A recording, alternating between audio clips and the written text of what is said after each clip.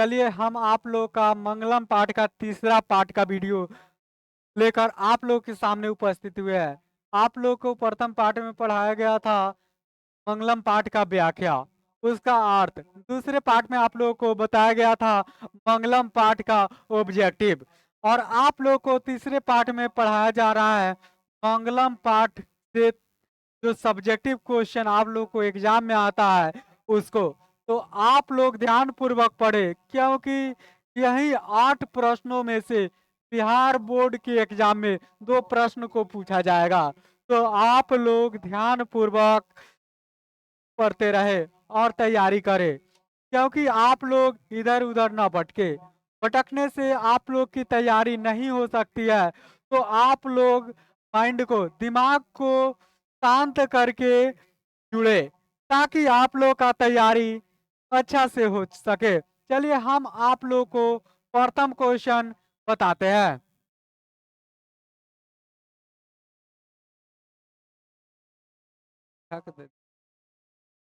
चलिए, उपनिषद का क्या स्वरूप है, पठित पाठ के आधार पर स्पष्ट करें। देखिएगा, प्रथम क्वेश्चन दिया गया, उपनिषद का क्या स्वरूप है, पठित पाठ के आधार पर बताना है। अब यहाँ बताना है कि उपनिषद क्या है, और इस चैप्टर के आधार पर उपनिषद वैदिक वांग्मय का अभिन्न अंग है। जो उपनिषद है वैदिक वैदिक वांग्मय का अभिन्न अंग है। इसमें दर्शन शास्त्र सिद्धांतों को प्रतिपादन किया गया है। सर्वत्र परम पुरुष परमात्मा का गुणगान किया गया है। परमात्मा के द्वारा ही यह संसार व्याप्त और अनुशासित है। सत्य की प्रकाष्ठा ही ईश्वर को मूर्त रूप है। ईश्वर ही सभी तपस्याओं का परम लक्ष्य है। यहाँ बताया गया है उपनिषद का स्वरूप क्या है। तो उपनिषद जो है वैदिक वांग्मय का स्वरूप है, अभिन्न अंग है। इसमें दर्शन शास्त्र के सिद्धांत को प्रकट किया गया है, और इसमें ईश्वर के गुण को बताया गया है और उनके गुणगान किया गया है। ईश्वर के द्वारा ही यह संसार चलता है। तो आप लोग इसको ध्यान पूर्वक मात्र 5 मिनट में पढ़ के याद कर सकते हैं। तो आप लोग याद करते रहे, याद करने से ही आपका तैयारी संभव है। अगर कोई कहे पढ़ने से हो जाएगा तो नहीं होगा, आपको उसको बार बार पढ़ना होगा। अध्ययन से ही शिक्षा को अर्जित किया जा सकता है। अगर जो अध्ययन करने से भागेंगे उसको विद्या नहीं आ सकती है। बार बार अध्ययन से विद्या अर्जित होती है। तो आप लोग हमारे चैनल से जुड़े रहे और बढ़िया से तैयारी करते रहे। तो चलिए हम दूसरे क्वेश्चन के तरफ लेके चलते हैं। देखिए, हमारे पाठ्य पुस्तक ट्यूशन का मंगलम पाठ से दूसरा का क्वेश्चन को लेकर उपस्थित हुए हैं। तो दूसरा का क्वेश्चन है, आत्मा का स्वरूप क्या है, पठित पाठ के आधार पर स्पष्ट करें। अब यहाँ क्वेश्चन 2 दिया गया है, आत्मा का स्वरूप क्या है, और जो किताब पढ़े हैं, पाठ को पढ़े, उसके आधार पर बताना है। कंटोप उपनिषद में आत्मा के स्वरूप का बड़ा ही अपूर्व विश्लेषण किया गया है। आप लोग के पाठ्य पुस्तक में एक श्लोक दिया गया था, उसी का सर्व जो कंठोप उपनिषद से लिया गया था, उसमें इसका वर्णन किया गया। आत्मा मनुष्य के हृदय रूपी गुफा में अवस्थित है। जो आत्मा है मनुष्य के हृदय रूपी गुफा में निवास करती है, वो अणु से भी सूक्ष्म है, यानी छोटा से भी छोटा है, और यह महान से भी महान है। इसका रहस्य समझने वाला सत्य का अन्वेषण करता है, यानी सत्य को पाता है, और ईश्वर परमात्मा को पाता है। वह शोक रहित होता है। जो के रहस्य को जान लेते हैं, देवलोक को पाते हैं, यानी ईश्वर को प्राप्त कर लेते हैं। तो आप लोग इसको ध्यान पूर्वक पढ़े और याद करें। चलिए हम तीसरे प्रश्न के तरफ आप लोग को लेकर चलते हैं। उम्मीद करते हैं आप लोग को हमारा वीडियो, हमारा चैनल से जो कंटेंट दिया जा रहा है आप लोग को अच्छा लग रहा होगा। तो आप लोग हमारे चैनल पर दिया जा रहा कंटेंट को याद करें, क्योंकि 100% दावा के साथ में कहते हैं यही क्वेश्चन आप लोग को बिहार बोर्ड में पूछा जाएगा। और आप लोगों को दावा करते हैं कि 100% क्वेश्चन हमारे पढ़ाए हुए प्रश्न से ही और चैप्टर से ही आएगा। तो आप लोग तीसरे क्वेश्चन के तरफ चले। देखिए, तीसरा प्रश्न है, मंगलम पाठ का 5 वाक्यों में परिचय दे। जो मंगलम पाठ है उसको 5 वाक्य में परिचय देना है। तो यहाँ दिया गया, इस पाठ में 4 मंत्र क्रमशः ईशावास, कंठ, मुंडक तथा श्वेता स्वता नामक उपनिषदों में विशुद्ध आध्यात्मिक ग्रंथों के रूप में उपनिषदों का महत्व है। अब इधर आप लोग अपने से भी लिख सकते हैं, तो आप लोग लिख सकते हैं उपनिषद में 5 गो मंत्र है। उपनिषद में कितना मंत्र है? और 4 गो उपनिषद से, देखिएगा यहाँ थोड़ा सा गलत लिखा गया है, तो यहाँ 4 नहीं होगा, यहाँ 5 मंत्र होगा। और आप लोगों से पूछा जाए कि कितना उपनिषद से लिया गया है, तो 4 गो उपनिषद से लिया गया है। जो 5 मंत्र है कितना उपनिषद से लिया गया है? 4 गो उपनिषद से लिया गया है, जो विशुद्ध आध्यात्मिक ग्रंथों से लिया गया है। और उपनिषद के महत्व का वर्णन किया है। इन्हें पढ़ने से परम सत्ता की प्राप्ति श्रद्धा उत्पन्न होती है। उपनिषद को पढ़ने से परमात्मा के प्रति मन में शुद्धता और उनके प्रति आस्था जगती है। सत्य के अन्वेषण की प्रवृत्ति होती है और सत्य को खोजने की मन में इच्छा जाहिर होती है तथा आध्यात्मिक खोज की उत्सुकता होती है।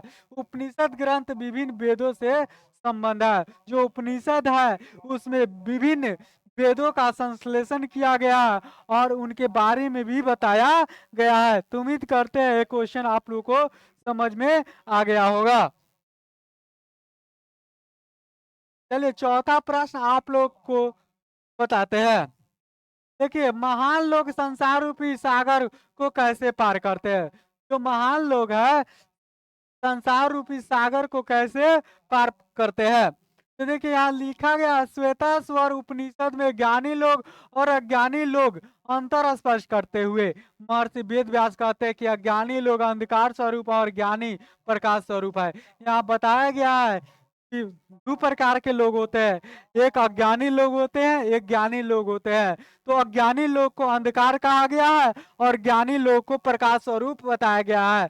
महान लोग लोग इसे समझकर मृत्यु को पार करते हैं। जो महान लोग होते हैं इसी को समझ के मृत्यु को पार करते हैं, क्योंकि संसार रूपी सागर को पार करने का इससे बढ़कर अन्य कोई रास्ता नहीं है। जो लोग सत्य बोलते हैं और ईश्वर पर आस्था रखते हैं वही लोग क्या होते हैं? स्वर्ग को प्राप्ति करते हैं, यानी देवलोक की प्राप्ति करते हैं। चलिए अगला प्रश्न हम लेकर आ रहे हैं।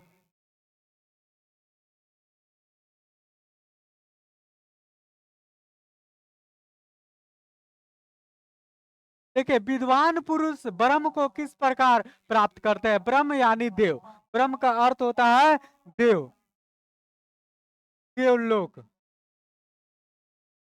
देवलोक को किस प्रकार प्राप्त करते हैं? देखिएगा, इसके बारे में मुंडक उपनिषद में बताया गया। महर्षि वेद व्यास का कहना है, मुंडक उपनिषद में महर्षि वेद व्यास जी कहते हैं कि जिस प्रकार बहती हुई नदियां अपने नाम और रूप अर्थात व्यक्तित्व को त्याग कर समुद्र में मिल जाती है, उसी प्रकार महान पुरुष अपने नाम और रूप अर्थात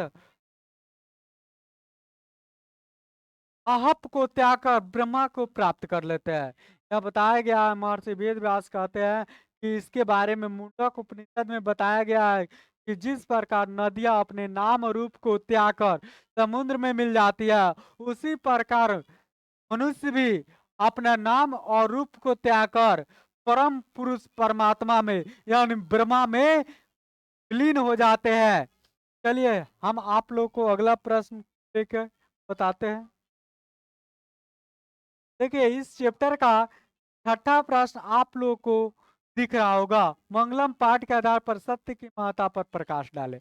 अब आप लोग को क्वेश्चन दिया जाएगा एग्जाम में कि मंगलम पाठ के आधार पर सत्य की महत्ता पर प्रकाश डाले। सत्य की महत्ता का वर्णन करते हुए महर्षि वेद व्यास कहते हैं कि हमेशा सत्य की जीत होती है। महर्षि वेद व्यास कहते हैं कि हमेशा सत्य की जीत होती है, मिथ्या कदापि नहीं जीता, यानी असत्य कभी नहीं जीता है। सत्य से ही देवलोक का रास्ता प्राप्त होता है। जो देव सत्य से ही क्या होता है? देवलोक यानी स्वर्ग की प्राप्ति होती है। मोक्ष प्राप्त करने वाले ऋषि लोग सत्य को प्राप्त करने के लिए देवलोक जाते हैं। अब मोक्ष की प्राप्ति करने के लिए ऋषि लोग भी सत्य को प्राप्त करते हैं, क्योंकि देवलोक सत्य का खजाना है।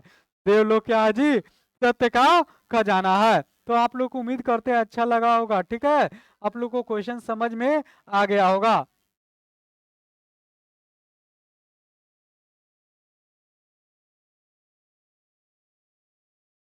देखिएगा चैप्टर का 7वीं प्रश्न, मंगलम पाठ के आधार पर आत्मा की विशेषता बताइए।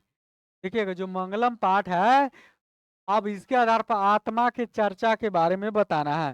देखिएगा मंगलम पाठ में संकलित कंठोपनिषद से लिए गए मंत्र में महर्षि वेद व्यास कहते हैं। यानी इस सब पाठ को कौन लिखे है? महर्षि वेद व्यास जी लिखे हैं। और मंगलम पाठ में कंठोपनिषद के बारे में चर्चा किया गया है। प्राणियों की आत्मा हृदय रूपी गुफा में बंद है। जो प्राणी है उनके हृदय रूपी गुफा में आत्मा बंद है। यह सूक्ष्म से भी सूक्ष्म और महान से भी महान है। जो आत्मा छोटा से छोटा और महान से महान, इस आत्मा को बस में नहीं किया जा सकता। जो आत्मा है इसको कोई भी बस में नहीं कर सकता। विद्वान लोग शोक रहित होकर परमात्मा अर्थात ईश्वर का दर्शन करते हैं। जो महान पुरुष होते हैं, विद्वान लोग होते हैं, वे लोग शोक रहित होकर ईश्वर का दर्शन करते हैं।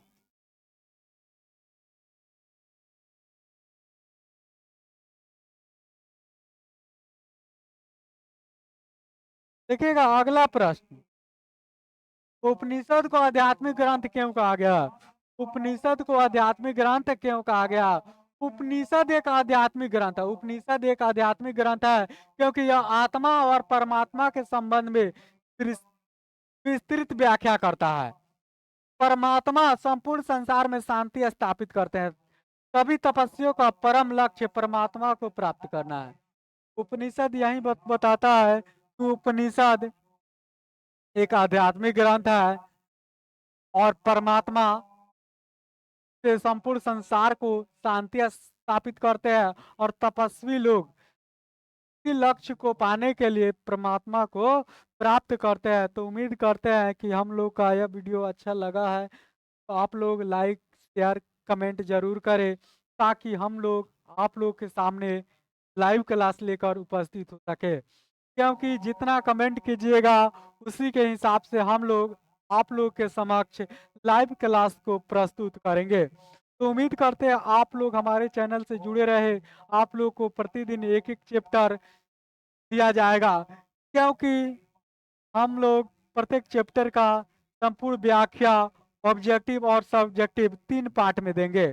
तो आप लोग को यह सारी चीजें हमारे चैनल के माध्यम से दिया जाएगा। तो आप लोग हमारे चैनल से जुड़कर पढ़े। थैंक यू, धन्यवाद।